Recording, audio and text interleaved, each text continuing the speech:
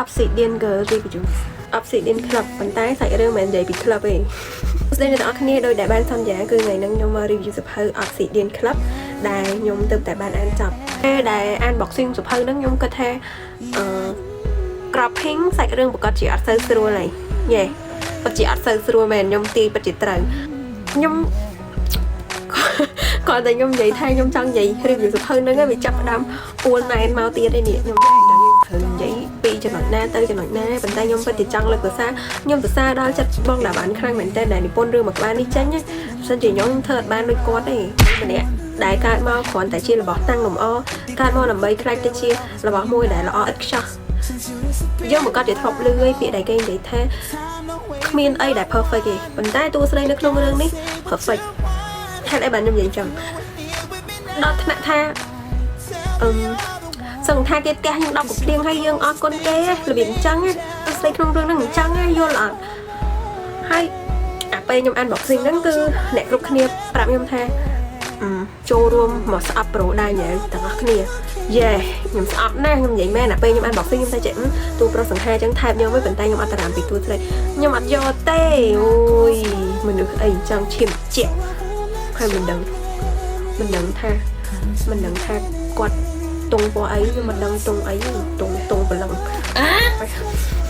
ញុំតាំងពីចាប់ផ្ដើមចេះអានរឿងរបស់បងតាបានមកខ្ញុំមិនដែលស្អប់តួណាដូចស្អប់តួនេះហើយខ្ញុំនិយាយមែនហើយសាច់រឿងដែលឈឺចាប់បំផុតណានិយាយថាយើងដឹងថាគេទៅនឹងអីប៉ុន្តែយើងខ្លួនឯងជាម្ចាស់សម័យខ្លួននេះយើងធ្វើអីអត់បានណាយើងធ្វើអីអត់កើតវាថាបើគេទៅក៏ទៅយើងសុខចិត្តឲ្យទៅតែក្នុងចិត្តយើងដែរចង់ហាមគេយើងអត់ស្គាល់ថាអារម្មណ៍ចង់ហាមគេនឹងតែយើងគួរហាមគេធ្វើម៉េចយើងគួរធ្វើម៉េចដើម្បីកុំឲ្យគេទៅយើងនិយាយបានតែប្រហែលបងទៅចោះខ្ញុំមិនដឹងថាត្រូវនិយាយរឿងហ្នឹងថាម៉េចខ្ញុំស្រួលអារម្មណ៍ខ្ញុំនិយាយភាសាទៀតសាច់រឿងដែរជូរចត់ហើយអួនមែនប្រចាំឆ្នាំក៏ប៉ុន្តែអ្នកនរគ្នាអាចហៅថានេះជា set ending ខ្ញុំមិនដឹងថា set អត់ទេប៉ុន្តែសម្រាប់ខ្ញុំខ្ញុំមិនទទួលស្រីយ៉ាងខ្លោចចិត្តហ្មងបេះដូងខ្ញុំមាន100ខ្ញុំមិនទទួលស្រីអស់ 99.9% ឯនៅសល់ 1% ខ្ញុំមិនទទួលប្រុសខ្ញុំមិនពេលដែរវាថានិយាយអីទៅចង់ឲ្យតួស្រីតមកវិញប៉ុន្តែតួស្រីអត់តពេលខ្ញុំវាចង់ឡើងឈាមម្ដងដែររបៀបចឹងណាសិនជាសួរខ្ញុំថារ៉េតម៉ានសភៅនេះខ្ញុំឲ្យ5 លើ 5 ខាងចុកចាប់វាចុកចាប់ដឹងចុកចាប់ថាមកចុកចាប់តាំងពីភាគដំបូងរហូតដល់ភាគចប់ហើយខ្ញុំមិនដែលឃើញសភៅអីតឹងទ្រង់យ៉ាងហ្នឹងទេខ្ញុំនិយាយមែនខ្ញុំមានតែពាក្យមួយម៉ាត់ទេគឺខ្ញុំរងចាំសភៅនេះភាគ2ព្រោះ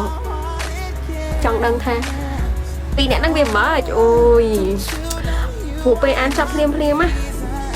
បងតាបានគាត់បានផ្ដល់អាចម្ងល់មួយនៅក្នុងខួរក្បាលខ្ញុំថាពីអ្នកហ្នឹងគេប្រុងយ៉ាងម៉េចខ្ញុំវាចង់ដឹងថាពីអ្នកហ្នឹងគេចង់មិនហើយអ្នកនិពន្ធហ្នឹងចង់ឲ្យពីអ្នកហ្នឹងគាត់មិនយល់វាគឺថាចាបើសិនជាឲ្យខ្ញុំ review សភៅហ្នឹងហ្មងខ្ញុំនឹង review ទៅចាសួស្ដីអ្នកគ្នាថ្ងៃហ្នឹងខ្ញុំមក review សភៅObsidian Club ហើយបន្តមកគឺចេញកាយវិការទៅវាអួនតែវាតឹងទ្រូវា